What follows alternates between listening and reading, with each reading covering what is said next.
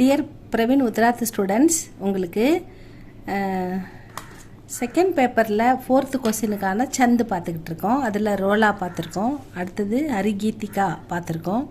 இது ரெண்டுமே இம்பார்ட்டண்ட்டு தான். அடுத்தது உள்ளால் அப்படின்னு ஒரு சந்து பார்க்கலாம் ஸ்டூடெண்ட்ஸ்.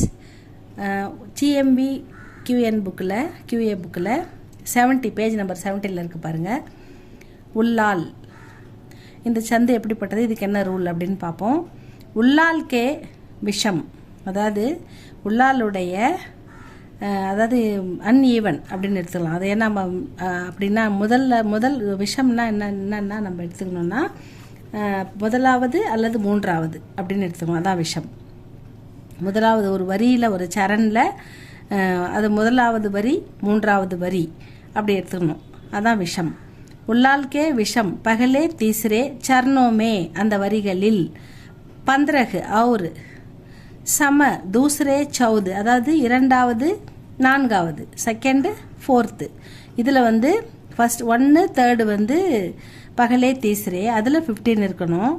அடுத்த வரியில் இரண்டாவது வரி நான்காவது வரி தூசரே சவுதே அந்த வரிகளில் சரணமே 13 மாத்திராயே ஹோத்திக 13 மாத்திரைகள் இருக்கணும். எகு 28 மாத்திராவோங்கா சந்துக, இது டோட்டலாக கூட்டினாக்கா 28 மாத்திரா வரணும், 2 வரியும் சேர்த்தாக்கா அப்படின்னு சொல்கிறாங்க.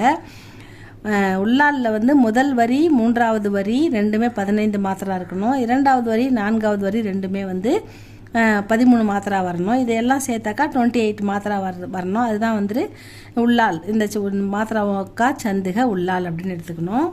இதுக்கு எக்ஸாம்பிள் வந்து அவங்க என்ன கொடுத்துருக்காங்கன்னா, ஹே ஷரண்தாயினி தேவி தூ.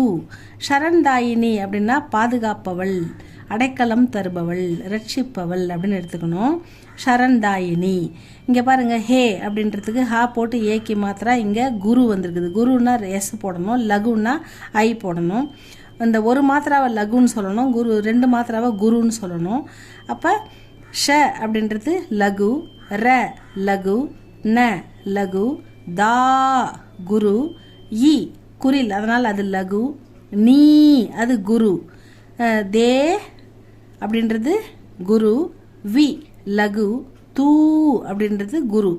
அப்போ 2 3 4 5 6 7 8 9 10 12 13 2 15 மொத்தம் ஹே ஷரண்தாயினி தேவி தூள 15 மாத்திரா வந்துடுது முதல் வரி. அப்போ இரண்டாவது வரியிலும் 13 வரணும் இல்லைங்களா? ரெண்டாவதுலேயும் நாலாவதுலேயும் 13 வரணும். ஒன்றாவதுலேயும் மூணாவதுலேயும் 15 வரணும். ஹே ஷரண்தாயினி தேவி தூ அப்படின்னா பாதுகாப்பவளே, அடைக்கலம் தருபவளே அப்படின்னு அர்த்தம்.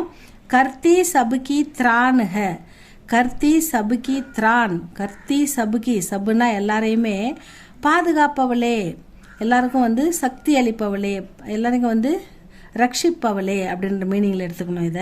இதை எண்ணி பார்த்தீங்கன்னா 13 மாத்திரா வரும். அடுத்தது ஹே மாத்ருபூமி சந்தான் ஹம். ஹே மாத்ருபூமி ஓ தாய்நாடே, உன்னுடைய சந்தான் குழந்தைகள், ஹம் நாங்கள் உன்னுடைய குழந்தைகள், சந்தான்னா குழந்தைகள், ஹம் மாத்ருபூமி தாய்நாடே நாங்கள் உங்கள் குழந்தைகள். தூ ஜனனி நீ எங்களுடைய தாய், நீ எங்களுடைய ஜனனின்னா தாய். தூ பிராணுக நீ எங்களுடைய உயிர், பிரான்னா உயிர், ஜனனின்னா தாய், மாத்ருபூமினா தாய்நாடு, சந்தான்னா குழந்தைகள். இப்படி மீனிங்கில் எடுத்துக்கணும். தூ ஜனனி நீ எங்களுடைய தாய், தூ பிராணுக நீ எங்களுடைய உயிர் அப்படின்னு எடுத்துக்கணும். அவ்வளோதான். இதை எண்ணி பார்த்தீங்கன்னா இப்போ முதல் வரியில் 15 மாத்திரா இருக்கும், ரெண்டாவது வரியில் 13 மாத்திரா இருக்கும்.